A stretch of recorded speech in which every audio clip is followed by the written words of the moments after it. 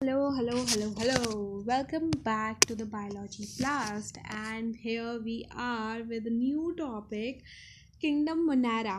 आज हम किंगडम मुनारा की पूरी एनसीईआरटी में तबाही मचा देंगे, आग लगा देंगे, फोड़ मचा देंगे और बस आग लगा देंगे।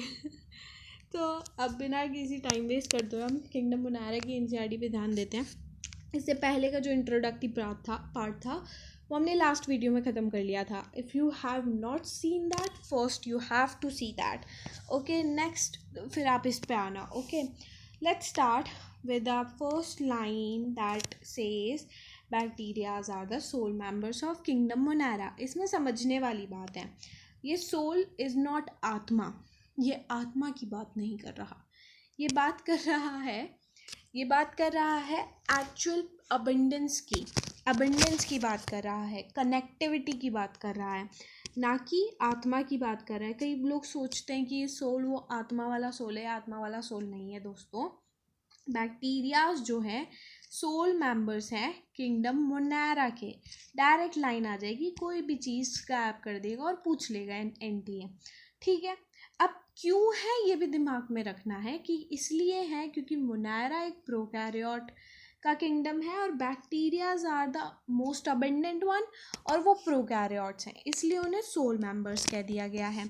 नेक्स्ट लाइन पे आते हैं, they are most abundant microorganism. वो सबसे ज़्यादा, अब सिर्फ अकेले उसकी बात नहीं हो रही है, सिर्फ मोनेरा की बात नहीं हो रही है, सारे किंगडम्स की बात हो रही है कि सारे किंगडम्स में सबसे ज़्यादा माइक्रो ऑर्गेनिज्म अबंडेंट, सबसे मोस्ट अबंडेंट का मतलब होता है भरपूर मात्रा में, ठीक है। भरपूर मात्रा में देखा जाएगा तो बैक्टीरियाज भरपूर मात्रा में पाए जाते हैं as a micro organism.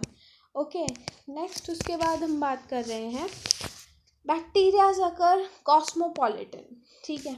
Cosmopolitan एक शब्द है, कॉस्मोपॉलिटन क्या कह रहा है? कॉस्मोपॉलिटन का मतलब होता है ऑलमोस्ट एवरीवेयर, जो हर जगह पाए जाए, हवा हो, सॉइल हो, पानी हो, हर जगह जो भी आप सोच सकते हो वहाँ पर आपको बैक्टीरियाज मिलेंगे। कम मिलेंगे, ज़्यादा मिलेंगे, that depends upon the habitat and their adaptivity. Okay, so bacterias जो हैं हर जगह पाए जाते हैं। अब देखोगे एक कह रही एनसीईआरटी कह रही है 100 of bacteria present in handful of soil. आप एक मुट्ठी सॉइल लीजिए, मिट्टी अपने हाथों में भरिए और उसमें आप अगर टेस्ट करेंगे तो 100 से ज़्यादा आपको बैक्टीरियाज मिलेंगे और वैरायटी में मिलेंगे, ठीक है, वैरायटी में मिलेंगे। अब एक बहुत इम्पॉर्टेंट चीज़ कह रही है कि अच्छा, ये जो लाइन है ना, ये स्पेशली आर्की बैक्टीरियाज के लिए जो हम आगे पढ़ेंगे। They also live in extreme conditions. Extreme conditions क्या क्या हो सकती हैं, आप खुद सोचो। बहुत ज़्यादा गर्मी पड़ जाए, बहुत ज़्यादा सूखा हो जाए, बहुत ज़्यादा ठंडी पड़ जाए, या बहुत ज़्यादा पानी हो जाए, तो यही सारी एक्सट्रीम कंडीशंस है। और इन्हीं एक्सट्रीम कंडीशंस में हमारा बैक्टीरिया रह के दिखाता है भाई साहब, हीरो है अपना bacteria. Few other life forms can survive. और कुछ ऐसी बहुत कम ऐसी लाइफ फॉर्म्स हैं जो किसी हार्श कंडीशन में सर्वाइव कर पाती हैं, लेकिन bacteria is one of them जो कि बहुत अबंडेंट लेवल पे उसमें सर्वाइव करता है। नेक्स्ट आगे आते हैं, दे मे लिव। अच्छा, इसमें ही कुछ उसके हैबिटाट के बारे में बता रही है। वो लिविंग पर भी फीड कर सकता है, that means it could be parasite. वो पैरासाइट भी हो सकता है। पैरासाइट वो होते हैं जो कि लिविंग ऑर्गेनिज्म पर फीड करते हैं या फिर उनको अपना शेल्टर बनाते हैं, ठीक है। एंडो पैरासाइट भी होता है एक, और एक एक्सो पैरासाइट होता है। एक्सो पैरासाइट वो जो लिविंग के बाहर रहकर फीड करे, जो लिविंग के बाहर रहकर उस पर फीड करे, और एंडो पैरासाइट वो होता है जो कि लिविंग के अंदर रहकर उस पर फीड करे। मेरी बॉडी के अंदर अगर बैक्टीरिया है तो वो एंडो पैरासाइट है, अगर मेरी बॉडी के सरफेस के ऊपर बैक्टीरिया है तो वो एक्सो पैरासाइट है। समझ में आ रहा है? That's great. नेक्स्ट लाइन पे आते हैं। वो जो एनसीईआरटी है वो कह रही है कि उसने ना बैक्टीरियाज को 4 पार्ट्स में डिवाइड किया। 4 पार्ट्स में डिवाइड किया। किस बेसिस पे डिवाइड किया? शेप के बेसिस पे डिवाइड किया। Spherical caucus, rod shape bacillus, comma shape विब्रियम, spirillum. Caucus जो है वो स्फेरिकल शेप का होता है। अच्छा, ये रटने वाली चीज़ है, तुम्हें प्लीज़ लोड मत लेना, मैं ऑन पॉइंट बात करती हूँ हमेशा। ये रटने वाली चीज़ है, यू हैव टू कैसे भी करके अपने मेमोरी में बिठाना है। और मैं एक छोटी सी ट्रिक दे सकती हूँ, CBSE की जगह V कर देना। CBSC होता है ना, CBSV कर देना। और ये इमेज ध्यान में रखना, तुम आंखें बंद करो, तुम्हारे दिमाग में ये इमेज आती है, एक्चुअल में आती है, मेरे भी आती है, तुम्हारे भी आएगी। मैं ऐसा नहीं है कि मैंने 1000 बार पढ़ रखा है तो इसलिए आती है, लेकिन तुम्हारे भी आएगी, फर्स्ट टाइम में ही आ जाती है। इसको इतनी अच्छे से गहरी तरीके से देख लो, ठीक है। CB क्या याद रखना है? CBSV। सो C क्या है? स्फेरिकल है। बैसिलस क्या है? रॉड शेप है। स्पाइरला क्या है? स्पाइरलम शेप, स्पाइरल शेप है। स्पाइरल शेप यानी कि स्प्रिंग जैसी शेप नहीं होती, वैसा कुछ, ठीक है। विब्रियम क्या है? It's a comma shape. Next आगे बढ़ते हैं, थोड़ा सा इम्पॉर्टेंट पोर्शन है, रटना पड़ेगा कुछ भी करके। नेक्स्ट यहाँ पर जो चीज़ आती है वो समझने वाली आती है। यहाँ पर जो चीज़ है वो समझने वाली है, और इसमें मैं थोड़ी सी डिटेल आपको बताऊंगी कि क्या क्या ये पैरा कह रहा है, और बहुत इंपॉर्टेंट पैरा है। कब इसमें से क्वेश्चन उठ के आ जाएगा, you will never know, okay. और शायद आप पहचान भी ना पाओ कि कौन सी किंगडम की बात कर रहा है, तो आपको समझना पड़ेगा। तो let's start. Through the bacteria structure through the bacterial structure is very simple. ये कह रहा है कि बैक्टीरियल स्ट्रक्चर जो है वो बहुत सिंपल है। सिंपल है? सीरियसली सिंपल है? हाँ सिंपल है यार, वो एक प्रोकैरियोट है, उसमें ना ही तो सेल मेम्ब्रेन है, सॉरी न्यूक्लियर मेम्ब्रेन है, ना ही न्यूक्लियस है। तो एक सिंपल स्ट्रक्चर हुआ कि नहीं हुआ? लेकिन एक कॉम्प्लेक्स बिहेवियर शो करता है। ऑफ कोर्स बिहेवियर कॉम्प्लेक्स है यार, वो कितने एक्सट्रीम कंडीशंस में रह रहा है तो कितना कॉम्प्लेक्स बिहेवियर शो नहीं कर रहा। कितना कॉम्प्लेक्स हो गए आजकल के बैक्टीरियाज, बताओ। खैर चलो, इतनी लाइन समझ में आ गई कि सिंपल क्यों और कॉम्प्लेक्स क्यों है।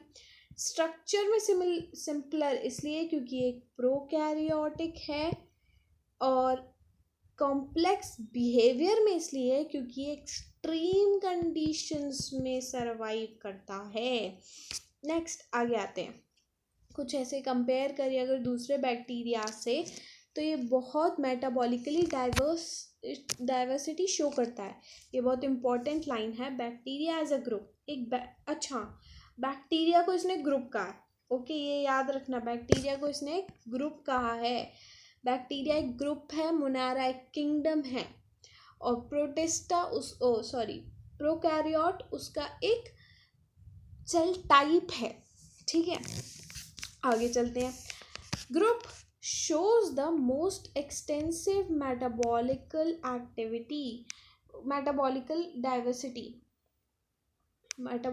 diversity शो करता है। मेटाबॉलिकल डाइवर्सिटी से क्या मतलब है? मेटाबॉलिकल डाइवर्सिटी से मतलब है हर जगह पर उसके अंदर जो मेटाबॉलिकल एक्टिविटीज चल रही है, एनाबॉलिज्म, कैटाबॉलिज्म, वो बहुत ज़्यादा एक्सटेंसिव है। एक्सटेंसिव मतलब सब में अलग अलग तरह की है, और उसका एक स्पेशल फीचर है, वो, ठीक है। उसका कहने का ये मतलब है, और इससे डायरेक्ट क्वेश्चन पूछेगा, which of the following are most extensive metabolical, which of the following show most extensive metabolical diversity. आगे जब पढ़ोगे प्रोटिस्टा आएगा, न्यूट्रिशनल डाइवर्सिटी शो करता है, ये मेटाबॉलिकल डाइवर्सिटी शो कर रहा है। तो ये चीज़ समझनी है, ओके, ये चीज़ समझनी है और फिर याद रखनी है। इतना समझ में आ गया? If you will not understand then you can comment कि आपका क्या डाउट आ रहा है। नेक्स्ट उसके बाद हम बात करते हैं, जो कुछ बैक्टीरियाज होते हैं वो ऑटोट्रॉफिक भी शो करते हैं, क्योंकि वो अपना खाना खुद बना सकते हैं। किससे? इनऑर्गेनिक सबस्ट्रेट से। लाइक सल्फ़र का हो गया, एक रिएक्शन आती है 2H2S plus O2। What's happening, क्या हो गया है इसको? वेट, हो जाएगा, ठीक है।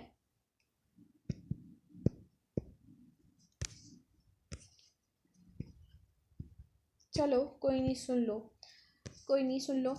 ये एक रिएक्शन आती है सल्फ़र से, जो है सल्फ़र एक इनऑर्गेनिक मटेरियल है, इनऑर्गेनिक कंपाउंड बनाता है। इनऑर्गेनिक कंपाउंड से ये लोग एटीपी जनरेट करते हैं, एटीपी जनरेट करते हैं, इसीलिए उसने कहा इनऑर्गेनिक सबस्ट्रेट से। ऑर्गेनिक सबस्ट्रेट से भी होता है, वो मैं अभी आपको आगे बता दूँगी, टेंशन नहीं लेने का। अभी बस जो एनसीईआरटी ने कहा है उसे सर आँखों पे रख लेने का, ठीक है। नेक्स्ट आगे आते हैं, तो आगे में ये कह रही है कि ऑटोट्रॉफ्स में भी ये फोटो ऑटोट्रॉफ्स हो सकती है, कीमो ऑटोट्रॉफ्स हो सकती है। चल जा यार pen. Okay, maybe yes it was, yes, okay. So इसमें भी अब मेरे ख्याल से इट विल हेल्प, कम से कम ये चेंज नहीं होगा। सो अब इसने ऑटोट्रॉफ्स कह दिया। ऑटोट्रॉफ्स के बाद ये कह रही है कि फोटो ऑटोट्रॉफिक भी हो सकती है, कीमो ऑटोट्रॉफिक भी हो सकती है। फोटो ऑटोट्रॉफिक और फोटो सिंथेटिक ऑटोट्रॉफिक और कीमो सिंथेटिक ऑटोट्रॉफिक में क्या डिफरेंस है? फोटो सिंथेटिक ऑटोट्रॉफ्स जो है अपना एनर्जी सोर्स लाइट को बनाते हैं, एनर्जी सोर्स लाइट को बनाते हैं, और जो कीमो सिंथेटिक ऑटोट्रॉफ्स होते हैं वो अपना एनर्जी सोर्स केमिकल्स को बनाते हैं, केमिकल्स को बनाते हैं। इतना दिमाग में रखना है, अगर एनसीईआरटी ने नाम दिया है तो वही बहुत बड़ी बात है। और इसमें ही दो पार्ट्स होते हैं, फोटो ऑर्गेनोट्रॉफ्स, फोटो लिथोट्रॉफ्स, कीमो ऑर्गेनोट्रॉफ्स और कीमो लिथोट्रॉफ्स। जो लिथोट्रॉफ्स होते हैं वो तो इनऑर्गेनिक सबस्ट्रेट से खाना बनाते हैं, और ऑर्गेनोट्रॉफ्स जो होते हैं वो जो है ऑर्गेनिक मटेरियल से खाना बनाते हैं। ओके, नेक्स्ट उसके बाद हमारे पास आता है कि एक वास्ट मेजॉरिटी जो है बैक्टीरिया की वो हेट्रोट्रॉफिक है, मतलब ऑटोट्रॉफिक तो कुछ है, पैरासाइट भी कुछ है। पैरासाइट तो चलो हाँ, लेकिन इसमें ये कह रहा है जो मेजॉरिटी है वो तो किसकी तरफ है? मेजॉरिटी है हेट्रोट्रॉफ्स की तरफ। So next they depend on other organism. और अब यहाँ पर जो मैं पहले बता रही थी बात वही चीज़ है कि dead organic matter for food, dead organic matter for food पे डिपेंड होता है सैप्रोफाइट्स। सैप्रोफाइट्स होते हैं जो कि डेड और डिकेइंग मैटर पर फीड करते हैं। पैरासाइट्स इसने पहले ही कह दिया, हेट्रोट्रॉफ्स भी कहा है और ऑटोट्रॉफ्स भी कहा है। अब तुम खुद सोचो, जो ऑटोट्रॉफ भी है, हेट्रोट्रॉफ भी है, पैरासाइटिक भी है, जो है क्या कहते हैं, सैप्रोफाइट भी है, तो क्या उसके मेटाबॉलिक एक्टिविटी डाइवर्स नहीं होगी? ऑफ कोर्स होगी। इतने हार्श कंडीशन में रह रहा है, इतनी तरह की न्यूट्रिशन डाइवर्सिटी दिखा रहा है। अच्छा, प्रोटिस्टा के बाद न्यूट्रिशन डाइवर्सिटी का नंबर इसी का ही है, मोनेरा का, तो ये बात ध्यान में रखना। अब one more thing is that कि जो ये बैक्टीरियाज है ना, ये ऑक्सीजन, ये फोटोसिंथेटिक तो हैं लेकिन ये ऑक्सीजन इन्वॉल्व नहीं करते, ऑक्सीजन इवॉल्व नहीं करती, याद रखना। जो प्लांट्स के अंदर फोटोसिंथेसिस होता है, वो फोटोसिंथेसिस के अंदर ऑक्सीजन इवॉल्व होती है, वो ऑक्सीजेनिक होता है। लेकिन ये जो फोटोसिंथेसिस है, बैक्टीरियल फोटोसिंथेसिस है, वो एनऑक्सीजेनिक होता है। समझ में आ गया? अब ध्यान से सुनो, पहले तुम इसे देखो, फिर हम इस टेबल पर आएंगे जो मैंने बनाई है, ठीक है? पहले इसे देखो, हम इसे बाद में देखेंगे। अब आर्की बैक्टीरिया हम शुरू कर रहे हैं। वो बैक्टीरियाज है, मैंने इनके बारे में अभी कुछ बताया था, ये वो बैक्टीरियाज हैं जो हार्श कंडीशन में, एक्सट्रीम कंडीशन में भी सरवाइव करते हैं, ये वो बैक्टीरियाज हैं। अच्छा, वन मोर थिंग, इनसे पहले जो चीज़ें के बारे में जाननी ज़रूरी है वो ये है कि ये एनएरोबिक होते हैं, यानी कि O2 की एब्सेंस में ये अपना रेस्पिरेशन करते हैं, तो एनारोबिक रेस्पिरेशन हो गया मेजॉरिटी ऑफ देम, ठीक है।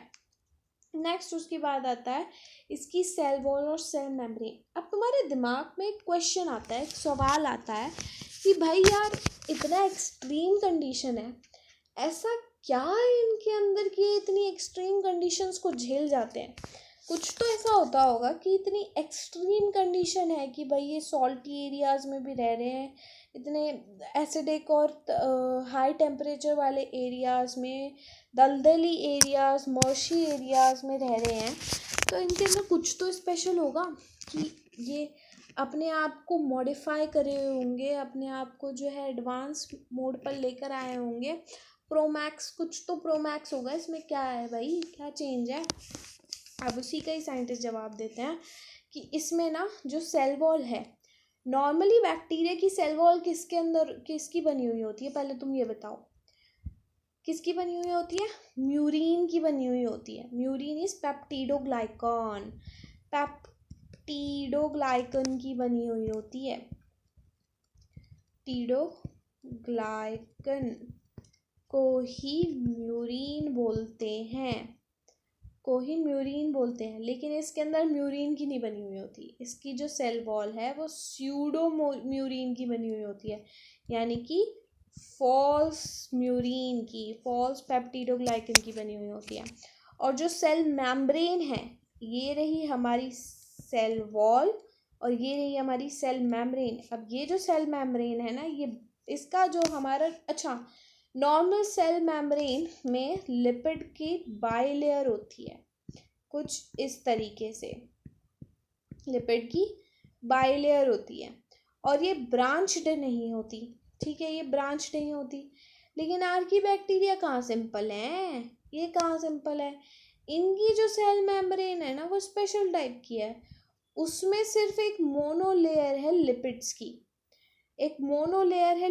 की, और ये भी जो है ब्रांच करती है, ये भी इसके अंदर भी ब्रांचिंग है, ठीक है, इसके अंदर ब्रांचिंग है। ये दो जो चीज़ें हैं, सेल वॉल और सेल मेम्ब्रेन, ही इसको हेल्प करती है इतनी हार्श कंडीशन में। यही एनसीईआरटी कह रही है। अब एनसीईआरटी पर आते हैं।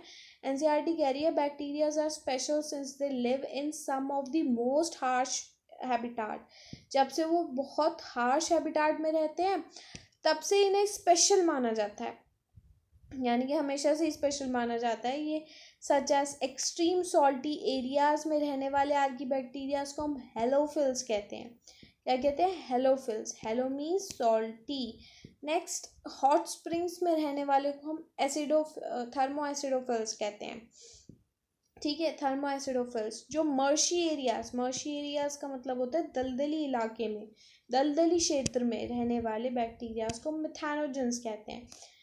अब इसके बारे में कहा है, archaebacteria differs from other bacteria in having different cell wall structure. This feature is responsible for the survival of the extreme condition. Answer दे देती है तुम्हारी क्यूरोसिटी का कि भाई ऐसा क्या स्पेशल है जो हमारे अंदर नहीं है। ये स्पेशल है, अब तुम चाह कर भी नहीं ला सकते बेटे। चलो आगे बढ़ते हैं, मजाक ख़त्म, जोक्स अपार्ट। मेथानोजेंस, स्पेशली मेथानोजेंस की बात करते हैं। मेथानोजेंस जो हैं गट्स में पाए जाते हैं सर्वल ruminant animals are the grazing animals जो होते हैं, लाइक काउ, बफेलो। ये जो ग्रेजिंग एनिमल्स हैं, ग्रेजिंग भी कह सकते हो, नहीं तो या cow, buffalo are the ruminant animals. इनके गट में पाए जाते हैं भाई साहब, इनके गट में, ठीक है। They are responsible for the production of methane gas, इसीलिए तो इनका नाम मिथेनोजेंस है यार। नाम से ही पता लगाना है, रट्टा नहीं मारना हर चीज़ का, नाम से लगाना है पता कि मिथेनोजेंस है तो मिथेन प्रोवाइड करते होंगे। मिथेन कहाँ से आ रहा है? बायोगैस से आ रहा है। बायोगैस कहाँ से आती है? डंग में से निकलती है, गोबर में से निकलती है। और ये गोबर कौन देती है? गाय भैंस देती है भाई, और ये गाय भैंस को ही हम रूमिनेंट एनिमल्स कहते हैं। इस तरीके से लिंक करके पढ़ोगे तो ज़्यादा मज़ा आएगा, नहीं तो नहीं आएगा। अब इस जो है हम टेबल पर आते हैं। मैंने स्पेशली एक टेबल डिज़ाइन करी है जिसमें से क्वेश्चंस आते हैं, and you have to remember about this कि ये टेबल क्या कह रही है। आर्कीबैक्टीरियाज है, इसके मैंने एक्चुअली रेस्पिरेशन लिखा है, एग्जाम्पल लिखा है। मिथेनोजेंस हैं, एग्जाम्पल्स हैं ये सारे तो, और ये इनके बीच में कौन सा रेस्पिरेशन होता है ये है। तुम बस इन्हें रट लो, ओके। ज़रूरी नहीं है, बहुत ज़्यादा ज़रूरी नहीं है। अगर रेस्पिरेशन चाहते हो तो करना, नहीं तो मत करना। मैं बता देती हूँ क्या लिखा है ये। आर्कीबैक्टीरिया मिथेनोजेंस के एग्जाम्पल है मिथेनोकॉकस, मिथेनोबैक्टीरिया और रूमिनोकॉकस। नाम से पता चल रहा है, रट्टा नहीं मारना है, बस एक दिमाग में इमेज होनी चाहिए कि क्या है। मिथेन है, मिथेनो है, और रूमिनेंट एनिमल्स का रूमिनो है। तो इससे पता चल जाएगा कि मिथेनोजेंस की बात हो रही है, ऑफ कोर्स पता चल जाएगा, ठीक है। थर्मो एसिडोफिल्स की बात कर रहे हैं तो थर्मोप्लाज्मा, नाम से पता चल रहा है, रट्टा नहीं मारना है। हेलोफिल्स जो सॉल्टी कंडीशंस में रहते हैं, हेलोकॉकस एंड हेलोबैक्टीरियम, नाम से पता चला है, हेलो हेलो हेलो हेलो करते हुए निकाल लेना। रेस्पिरेशन की बात करते हैं, मेथेनोजेंस में ऑब्लिगेट एनारोब्स होते हैं, यानी कि इसमें सिर्फ O2 की एब्सेंस में ही काम होता है।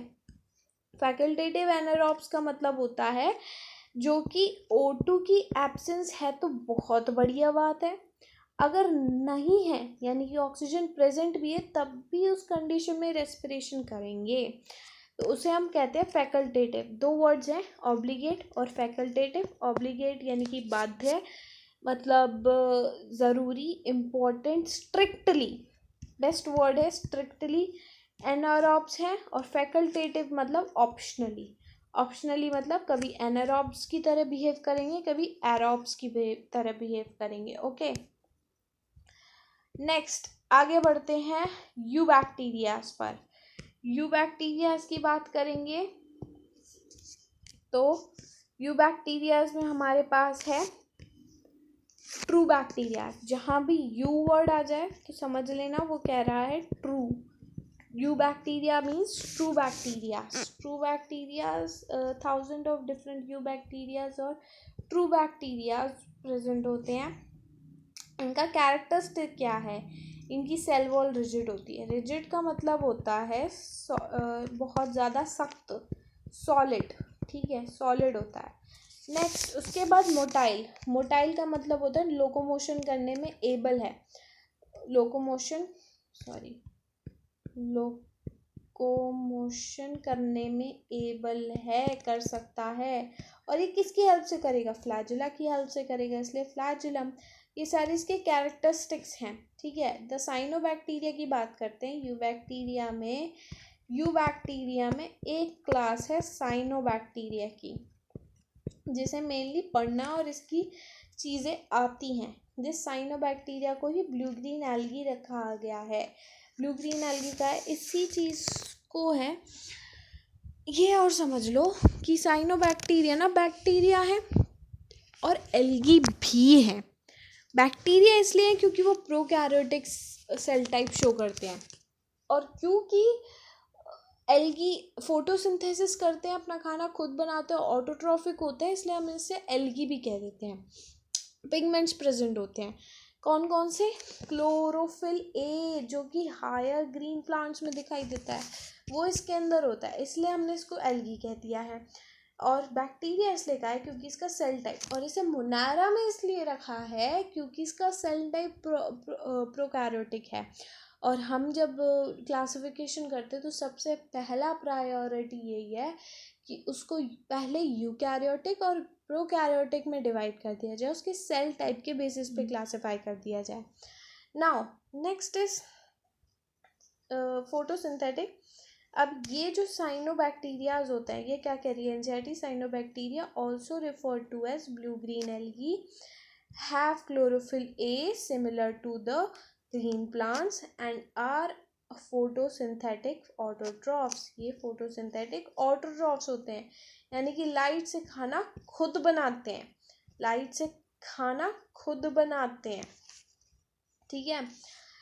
द साइनोबैक्टीरिया जो है यूनिसेलुलर होते हैं, यानी कि सिंगल सेल प्रेजेंट होता है। कॉलोनियल भी हो सकते हैं, यानी कि सिंगल सेल ही रहेंगे, सिंगल सेल ही रहेंगे बट एक कॉलोनी, एक समाज बनाते हुए रहेंगे, एक मोहल्ले में रहेंगे, कॉलोनी में रहेंगे, तो ये बन जाएगी उनकी कॉलोनी। लेकिन एक्चुअल जब एक को उठाओगे तो वो सिंगल सेल ही, इस पे कोई निर्भर नहीं कर रहा है इन पे, बस साथ में रह रहा है राजी खुशी से, ठीक है। एक फिलामेंटस है भाई, जिसको ऐसे भीड़ भड़क्का पसंद नहीं है, वो फिलामेंट की फॉर्म में ऐसे रहता है। फिलामेंट की फॉर्म में हमारा नॉस्टॉक जो है ना, नॉस्टॉक, वो फिलामेंटस ब्लू ग्रीन एल्गी, ये याद रखना। आगे आते हैं, क्या कहा है, साइनोबैक्टीरिया यूनिसेलुलर होते हैं, याद रखने वाली चीज़ है ये, याद रखने वाली चीज़ है। कॉलोनियल होते हैं और फिलामेंटस होते हैं। जो जो चीज़ें लाइनें अंडरलाइन है वो तो ऐसे दिमाग हाईलाइटेड है, वो तो ऐसे छपी हुई होनी चाहिए दिमाग में, ओके। मैंने ऐसे ही फालतू में हाईलाइट नहीं किया अलग अलग रंगों से, ठीक है। फ्रेश वाटर में भी रह सकते हैं और मेराइन में भी रह सकते हैं, और वाटर में ना रह के धरती पर भी रह सकते हैं। कितने कितने अच्छे हैं ना यार, ये कितने अच्छे हैं, मतलब जहाँ रखो वहाँ रह जाएंगे, कितने बढ़िया। खाना भी खुद बना रहे, बताओ, आय हाय हाय, नजर ना लग जाए। The colonies are generally surrounded by gelatinous sheath. अब कई बच्चों का सवाल आता है कि यहाँ जिलेटिनस शीथ लिख रखा है, यहाँ म्यूसिलेजिनस शीथ लिख रखा है, दोनों एक ही बात है, टेंशन लेने की ज़रूरत नहीं है, दोनों का मतलब एक ही है, एक चिपचिपा मटेरियल। एक चिपचिपा मटेरियल की जो है एक लेयर चढ़ी होती है इस फिलामेंटस या कॉलोनी के ऊपर, जो कि इन्हें प्रोटेक्ट करती है, जो कि इन्हें प्रोटेक्ट करती है और कुछ नहीं, इनको मॉइस्चर जो है ड्राइनेस से बचाती है, और बहुत सारे काम होते हैं। तुम बस ये याद रखो कि जिलेटिनस शीट प्रेजेंट होती है, जिसे हम म्यूसिलेजिनस शीट भी कहते हैं, कंफ्यूज होने की ज़रूरत नहीं है। दे ऑफन फॉर्म, यानी कि वो कभी कभी जनरली जो है ब्लूम्स का मतलब होता है डिवाइड इन लार्ज अमाउंट, यानी कि बहुत लार्ज अमाउंट में, एक नहीं, दो नहीं, तीन नहीं, बहुत सारे बहुत सारे बहुत सारे बहुत सारे बहुत सारे बहुत सारे ब्लूम्स बना लेते हैं। किसके अंदर? पॉल्यूटेड वाटर बॉडी, अगर वाटर बॉडी पॉल्यूटेड है तो उसके अंदर ब्लूम्स बने हुए होंगे। Some of these organisms can fix atmospheric nitrogen. कुछ ऑर्गेनिज्म ऐसे भी, सारे नहीं है, सम है, जो कि फिक्स कर सकते हैं एटमॉस्फेरिक नाइट्रोजन को। अच्छा, नाइट्रोजन फिक्सेशन का मतलब तुम्हारे दिमाग में क्या है? यही है कि भाई गैशियस फॉर्म को हम कंपाउंड फॉर्म में अर्थ के अंदर डिसॉल्व करेंगे, ओके। ये पढ़ा होगा 9th में 10th में कि अर्थ जो गैशियस अमाउंट में एटमॉस्फेरिक गैस को, एटमॉस्फेरिक नाइट्रोजन को कंपाउंड फॉर्म में धरती के अंदर समा देना इज नाइट्रोजन फिक्सेशन। इसमें कोई किसी को डाउट है तो बोलो, नहीं तो आगे बढ़ते हैं। स्पेशलाइज्ड सेल्स, इनके पास इन नाइट्रोजन फिक्सेशन को करने के लिए एक स्पेशलाइज्ड सेल्स होते हैं जिन्हें हम हेट्रोसिस्ट कहते हैं। इधर से क्वेश्चन आया हुआ है इसलिए याद रखना। हेट्रोसिस्ट एक स्पेशलाइज्ड सेल्स है जो कि नाइट्रोजन फिक्सेशन में काम करती है। कैसे काम करती है? एक्चुअली नाइट्रोजन फिक्सेशन के लिए एनएरोबिक कंडीशन चाहिए। एनएरोबिक कंडीशन कहाँ से आती है? क्योंकि ये खुद तो एरोबिक है, ये पूरे तो खुद तो एरोबिक है, तो इनके बीच बीच में कुछ ऐसी सेल्स होती हैं जो एनएरोबिक कंडीशन जनरेट करती हैं। कैसे जनरेट करती हैं? अपनी सेल वॉल को थिक कर लेती है, इतनी थिक कर लेती कि कोई भी गैस आर पार नहीं हो सकती। आर पार कोई भी गैस या फिर O2 नहीं हो सकती भाई साहब। O2 का एक्सचेंज मना है, ठीक है। तो इस तरीके से हेट्रोसिस्ट काम करता है। अदरवाइज ये एरोबिक होता है, ये पूरा फिलामेंटस या फिर कॉलोनी जो भी है ये पूरा एरोबिक होता है, लेकिन ये कुछ हेट्रोसिस्ट होते हैं, ये एनारोबिक होते हैं। नॉस्टॉक और एनाबीना दिमाग में छप जाना चाहिए क्योंकि एग्जाम्पल है और दिमाग से भूलना नहीं चाहिए। इतनी बार बोलो यार, मैं बता रही हूँ ट्रिक क्या है, बस 10 बार बोलो कि कौन क्या है और क्या काम करते हैं। सिर्फ 10 बार इनका नाम बोलो और 5 बार इनको ये बोलो कि भाई ये नाइट्रोजन फिक्सेशन करते हैं, साइनोबैक्टीरिया नाइट्रोजन फिक्सेशन करते हैं, साइनोबैक्टीरिया नाइट्रोफिशियन फिक्सेशन करते हैं, उसमें याद हो जाएगा, रट जाएगा भाई, ये बहुत छोटे से हैं। अभी तो तुम्हारा आगे नहीं आया है, उसमें बहुत सारे एग्जाम्पल्स हैं। एग्जाम्पल्स तो ऐसे खून में बहने चाहिए तुम्हारे, ठीक है। रात में सो के उठो, मैं वो नहीं कहूँगी जगाए तो, नशे में भी याद होनी चाहिए, ठीक है। कीमोसिंथेटिक ऑटोट्रॉफ्स, और याद करने का तरीका वही है, लिख लिख के याद करो या 50 बार बोल बोल के याद करो, ओके। कीमोसिंथेटिक ऑटोट्रॉफ्स, ये तो थे फोटोसिंथेटिक ऑटोट्रॉफ्स, ठीक है। ये है chemosynthetic autotrophs, bacteria oxidize various inorganic substance such as nitrate, nitrite and ammonia, use the released energy for their ATP production। कुछ नहीं करते, ये बहुत स्वार्थी आदमी है भाई साहब। इनऑर्गेनिक सब्सटेंस को अपने लिए यूज़ किया, कौन से इनऑर्गेनिक सब्सटेंस, नाइट्रेट, नाइट्राइट्स और अमोनिया को, और इनसे रिलीज हुई एनर्जी को अपने ATP प्रोडक्शन के लिए यूज़ कर लिया। रे रे रे रे रे, घोर कलयुग। दे प्लेज अ ग्रेट रोल, देप से मतलब है यूकैरियोट्स, ओके, सॉरी ये कीमोसिंथेटिक ऑटोट्रॉफ्स, ठीक है। ये एक ग्रेट रोल प्ले करते हैं recycling nutrient of nitrogen, phosphorus, iron, sulphur का एक जो है एक साइकिल चलता रहता है इन बैक्टीरियाज के कारण, कीमोसिंथेटिक एंड साइनोबैक्टीरियाज के कारण जो है एक साइकिल चलता रहता है, एक साइकिल चलता रहता है। एग्जाम्पल्स याद रख लो, ये मैंने अलग से NCERT में मेंशन नहीं है, इस वजह से ये मतलब कि इम्पोर्टेंट नहीं है, हज़ारों बार क्वेश्चन आया हुआ है, हज़ारों बार क्वेश्चन आया हुआ है। मैं बता देती हूँ, नाइट्रोसोबैक्टर, नाइट्रोसोमोनास, नाइट्रोकॉकस, जिसे राइटिंग समझ में नहीं आ रही है, नाइट्रोसोबैक्टर, नाइट्रोसोमोनास, नाइट्रोकॉकस, ये 3 एग्जाम्पल हैं यार। कितने से है, नॉस्टॉक है, एनामीना है, नाइट्रोबैक्टर है, नाइट्रोसोमोनास है और नाइट्रोकॉकस है। अभी आए ही कितने हैं, ठीक है। एक राइजोबियम भी ध्यान रखना, मैं ये कह रही हूँ कि एक राइजोबियम भी याद रखना, क्योंकि ये जो दोनों है ना, नॉस्टॉक और एनाबीना, ये फ्री लिविंग होते हैं, ये फ्री लिविंग नाइट्रोजन फिक्सेशन करने वाले ऑर्गेनिज्म है। और जो राइजोबियम होता है ना, राइजोबियम, वो जो है सिम्बायोटिक एसोसिएशन दिखाता है लेग्यूमिनस प्लांट्स के अंदर, लेग्यूमिनस प्लांट्स कौन से होते हैं, जो कि जिनमें प्रोटीन कंटेंट ज़्यादा होता है। एक्चुअली प्रोटीन कंटेंट किसके कारण होता है, इन राइजोबियम्स के कारण ही होता है, क्योंकि अमीनो एसिड्स को और ज़्यादा अब्जॉर्ब करते हैं, उनको पास आउट करते हैं, और इस हिसाब से लेग्यूमिनस प्लांट्स के अंदर प्रोटीन की मात्रा बढ़ जाती है, और जैसे कि पल्सेस वगैरह ये लेग्यूमिनस प्लांट्स के अंदर आती है। बस ये बातें याद रखनी है, सिम्बायोटिक है और ये दोनों फ्री लिविंग है। हज़ारों बार क्वेश्चन पूछा ये, अगर तुमने इतनी बार कहने के बाद भी याद नहीं किया ना, तो हम टेलिंग में तुम्हारा कुछ नहीं हो सकता, और याद कर लिया तो भाई तुम देखना फोड़ दोगे तुम। Let's start to another one. ये तो थे ऑटोट्रॉफ्स, ये दोनों ऑटोट्रॉफ्स थे जो खाना खुद बनाते, किसी पे निर्भर नहीं रहते ये, और ये है भीख मंगे। हेट्रोट्रॉफ्स मोस्ट अबेंडेंट होते हैं नेचर के अंदर, ये इंपॉर्टेंट डिकम्पोजर है। मैंने पहले ही बोला था कि डिकम्पोजर्स भी आएंगे, ये डिकम्पोजर्स हैं, कई बार डेड और डिकेइंग मैटर पे भी काम करते हैं। मैनी ऑफ देम, हेट्रोट्रॉफिक में से ही कुछ ऐसे होते हैं जो कि ह्यूमंस के अफेयर, ह्यूमंस की, इंसानों की ज़िंदगी को आसान बनाते हैं, रोज़मर्रा की ज़िंदगी में ये काम आते हैं, जैसे कि making of curd from milk. Lactobacillus एक बैक्टीरिया होता है जो कि दूध के अंदर डालता है एक फिक्स टेम्परेचर के लिए, फिक्स टेम्परेचर पे, तो वो जो है मिल्क को कर्ड में कन्वर्ट कर देता है, उसमें लैक्टिक एसिड पैदा करता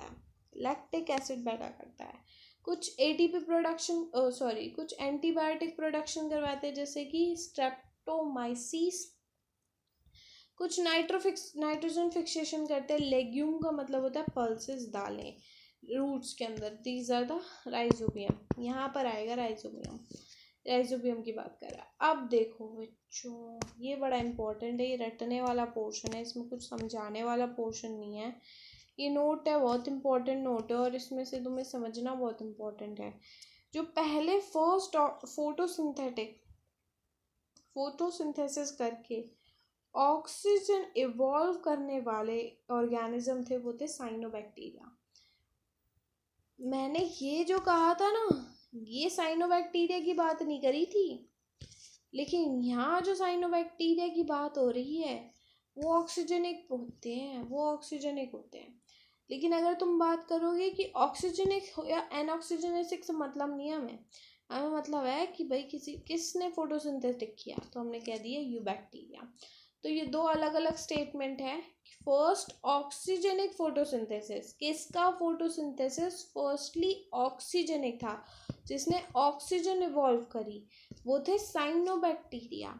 और कौन से ऑर्गेनिजम्स ऐसे थे जिनने फर्स्टली फोटोसिंथेसिस किया, पहली बार किसी ने फोटोसिंथेसिस किया, वो तो यूबैक्टीरिया। अब डजेंट मैटर कि यार उन्होंने ऑक्सीजन इवॉल्व करी कि नहीं करी, ठीक है, इतना समझ में आ गया, बड़ा इंपॉर्टेंट है, कब पूछ लेगा। एक तो ये हो गई लाइन, दो ये लाइन हो गई, और एक ये वाली लाइन हो गई, ये रख लेना, ऐसे खून में बहनी चाहिए ये खून, मतलब नस काटो तो भाई ये लाइन निकलनी चाहिए, समझ लो। अब कुछ इंपॉर्टेंट एग्जांपल्स है यार, प्लीज़ अगर चाहो तो इसका स्क्रीनशॉट ले लो, अपनी कॉपी में एनसीईआरटी में जहाँ लिखना चाहो वहाँ लिख लो और रट लो।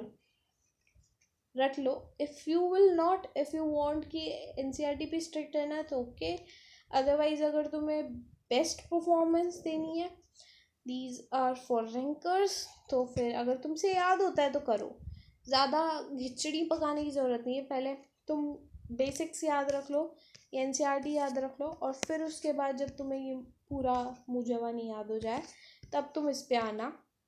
कुछ इंपॉर्टेंट एग्जांपल्स होते हैं जो एनसीईआरटी से बाहर हैं बट एनटीए ने पूछे हैं।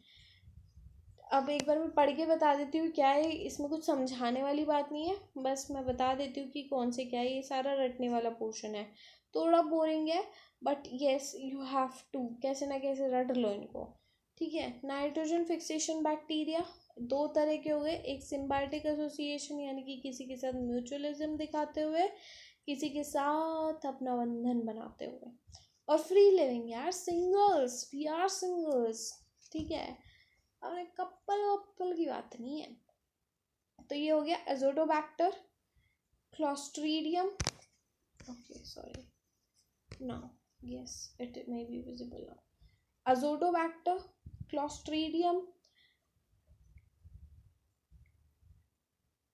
klebsiella,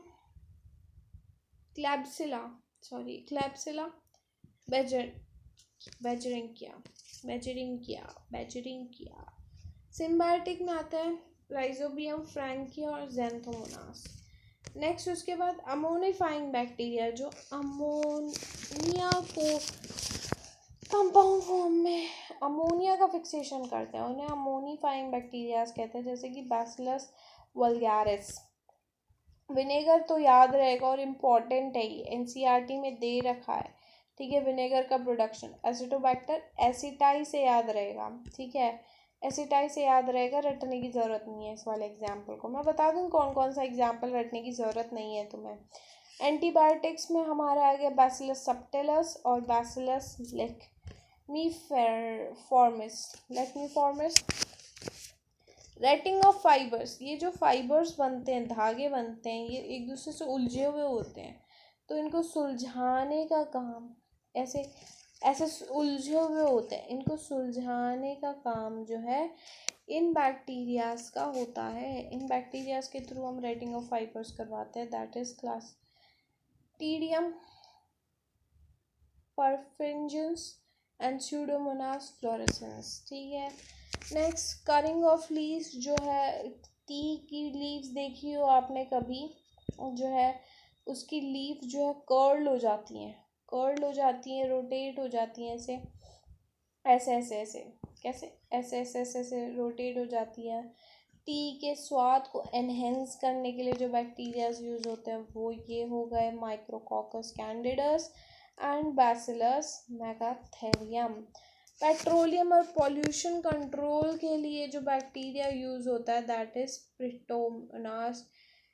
पेरिडोमोनास putida, sorry my mistake, putida. Then genetic engineering, ये भी इम्पोर्टेंट है, एनसीईआरटी ने दे रखा है। इकोलाई और एग्रोबैक्टीरियम ट्यूमिफेशियन। हार्मफुल बैक्टीरियाज भी होते हैं, कुछ ह्यूमंस के अंदर होते हैं, कुछ प्लांट्स के अंदर होते हैं। ह्यूमंस के अंदर देखोगे तो क्लोरेला कराने वाला, टेटनस, टाइफॉइड, ट्यूबरक्लोसिस, कोलेरा होता है, विब्रियो कोलेरी, टेटनस होता है क्लास्ट्रीडियम टेटनई, टाइफॉइड होता है सैल्मोनेला टाइफी, और ट्यूबरक्लोसिस होता है ट्यूबरक्यूलिन। सिट्रस कैंसर, ये भी इम्पोर्टेंट है, ये भी दे रखा है सिट्रस कैंसर एनसीईआरटी में, ज़ैंथोमोनास सिट्राई। ठीक है, ये बस इतने से एग्जाम्पल्स थे, तुम इसका स्क्रीनशॉट ले लो। ओके, स्क्रीनशॉट ले लो वीडियो को पॉज करके। ये सारे एग्जाम्पल्स रट सको तो अच्छा है, रट लो, ठीक है, they will help you. Okay, अच्छा एक चीज़ रह गई, red sea is due to, आगे आएगा रेड टाइड। एक रेड टाइड होती है, वो आती है डाइनोफ्लैजिलेट्स के कारण, ठीक है। लेकिन जब अगर तुमसे रेड सी पूछ ले तो वो होता है ट्राइकोडर्मियम, एक साइनोबैक्टीरिया है, उसके कारण उसके अंदर एक्चुअली रेड पिगमेंट होता है, उसके कारण जो है रेड सी दिखाई देता है। ये स्क्रीनशॉट ले लिया इतना। ओके, नाउ बस लास्ट इतना और ले लो, डन। नेक्स्ट आगे बढ़ते हैं। आगे हमारा आ गया है एक लास्ट पोर्शन, जिसके बाद ये मोनारा किंगडम ख़त्म हो जाएगा। सम ऑफ आर पैथोजन हमने बात करी की है। पैथोजन्स कौन होते हैं? पैथोजन्स वो होते हैं जो कि डिजीज़ कॉजिंग ऑर्गेनिजम्स होते हैं, डिजीज़ तड़पाना जानते हैं। पैरासाइट्स तड़पाते नहीं, ये भी लिविंग के ऊपर है। पैरासाइट्स भी लिविंग के ऊपर होते हैं, पैथोजन्स भी लिविंग के ऊपर होते हैं, लेकिन पैथोजन्स तड़पाते हैं, ठीक है। तो पैथोजन्स जो हैं डिजीज़ कॉजिंग ऑर्गेनिज्म होते हैं, ह्यूमंस में, क्रॉप्स में, फार्म्स में, एनिमल्स में, पेट्स में, हर जगह कोई ना कोई ऐसा बैक्टीरिया है जो कि एज अ पैथोजन काम करता है। Chlorella, typhoid, tetanus, citrus cancer, ये सारे जो डिजीज़ हैं वो सारे बैक्टीरिया से, बैक्टीरियल डिजीज़ेस हैं। तुमसे पूछ लेगा कौन सा ऑड वन आउट कर लो, ये सारे बैक्टीरियल डिजीज़ है, कोई और दे दे वायरस का डिजीज़ तो तुम आराम से ऑड वन आउट कर सकते हो। ओके, मैं साथ के साथ क्वेश्चन बताते जाती हूँ कि कहाँ पर बनेगा। ये इंपॉर्टेंट चीज़ है, याद रखना है कि cholera, typhoid, tetanus, citrus cancer, ये सारे जो है CCT, आप इसका एक ट्रिक बना लो ना, ये देखो बन भी तो रहा है CCTT। Okay, so bacteria known as the disease caused by the different bacteria, अलग अलग बैक्टीरिया से होने वाले डिजीजेज हैं। बैक्टीरिया रिप्रोड्यूस करता है मेनली फिजन, ऑफकोर्स प्रोकैरियोटिक है तो इसके अंदर फिजन तो होगा ही, ठीक है। डिवाइडिंग बैक्टीरिया इन्होंने दिखा भी रखा है, ये सेल वॉल है, ये सेल मेम्ब्रेन है, ये डीएनए है, ये रहा इधर का डीएनए, ये रहा इधर का डीएनए, यहाँ पर बना इसका फरो, और इस तरीके से बाइनरी फिजन होके ये 2 सेल्स बन जाएंगे अलग अलग। मेनली बाइनरी फिजन होता है, एसेक्सुअल की बात कर रहा है, ये एसेक्सुअल रिप्रोडक्शन बाइनरी फिजन से होता है।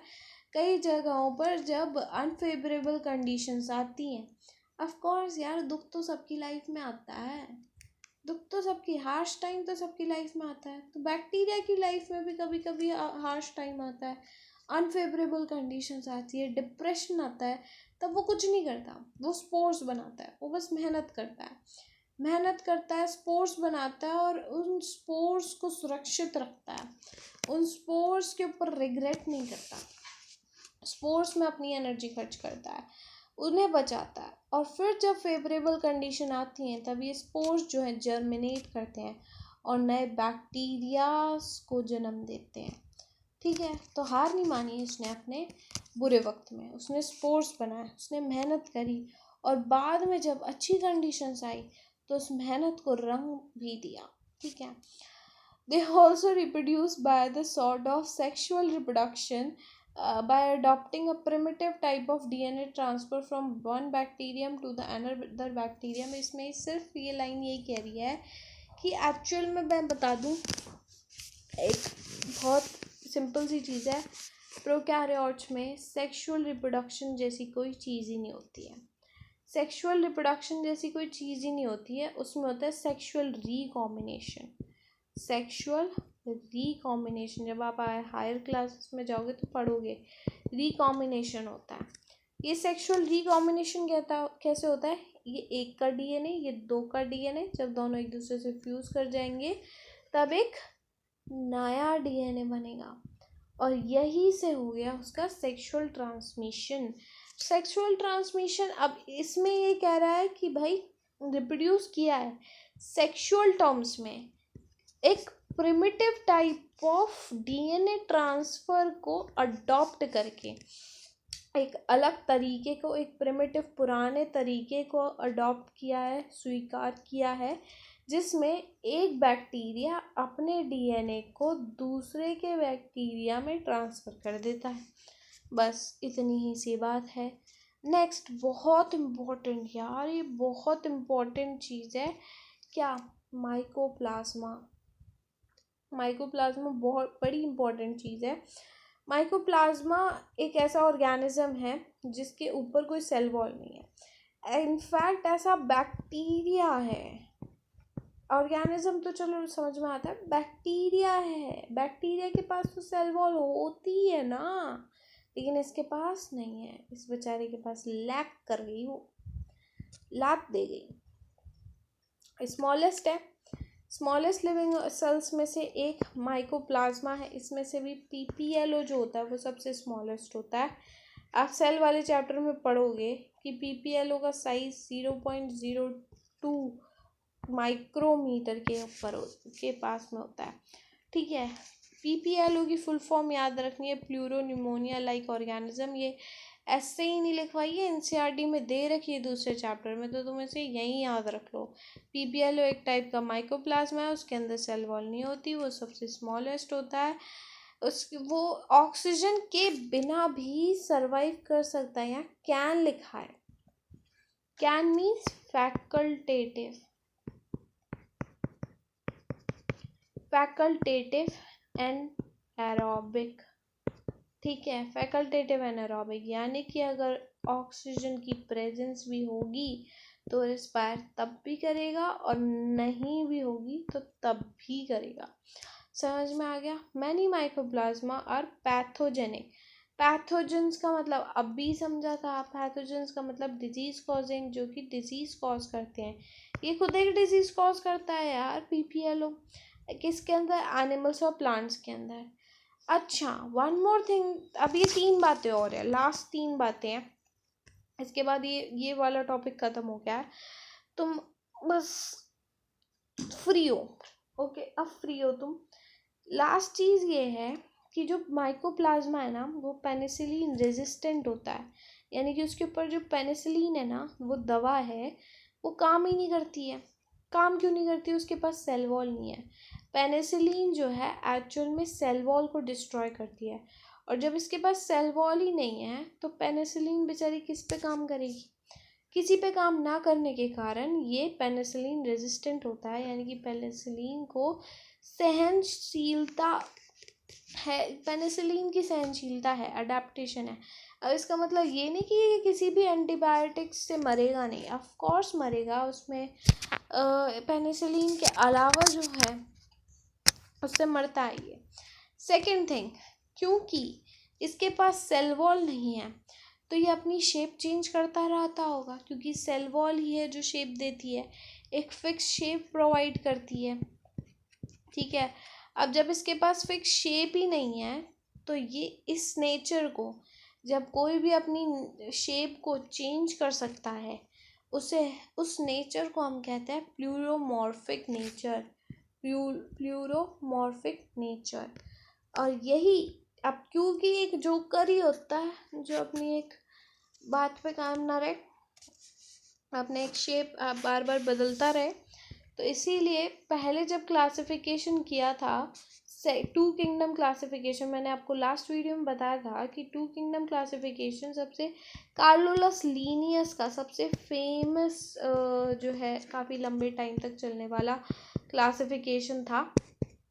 ओके, उसी दौरान काफ़ी लंबे टाइम चला था ना, तो ये जो टर्म दी थी वो तभी दी थी कि माइकोप्लाज्मा को भाई जोकर ऑफ प्लांट किंगडम कहेंगे। प्लांट किंगडम इसलिए क्योंकि मोनारा इसलिए नहीं क्योंकि तब मोनारा था नहीं, टू किंगडम क्लासिफिकेशन में एक सिर्फ प्लांट ही था, और क्योंकि ये बार बार अपनी शेप चेंज करता था इसलिए उसको जोकर कह दिया था। ये समझ में आ गया, ये समझ में आ गया, ये समझ में आ गया। अब एक और चीज़ सुनो, एनसीईआरटी ना बड़ी चतर है, चंट है, चतर है, चंट है, तो तुमसे कुछ भी पूछ सकती है और ऐसे घुमा के पूछ सकती है, तो तुम्हें मैंने जितना हो सकता है उतना घुमा के समझाया है, इससे ज़्यादा घुमा के तो मेरे ख्याल से नहीं पूछेगी। अगर पूछती है तो तुम मेरे समझाए हुए को एक बार इमेजिन करना, याद करना, रिकॉल करना, और आई थिंक इस वीडियो को एक और बार देख लेना आफ्टर 2 वीक, ठीक है, एटलीस्ट 2 वीक का इसे शब्द वो दो, और फिर इसे वापस देखना, तुम्हें ये टॉपिक रट जाएगा, फॉर श्योरली रट जाएगा, ठीक है। एग्जाम्पल्स याद कर लेना। Thank you so much, like share and subscribe to the Biology Plast. We will धमाका कर देंगे भाई साहब, धमाका।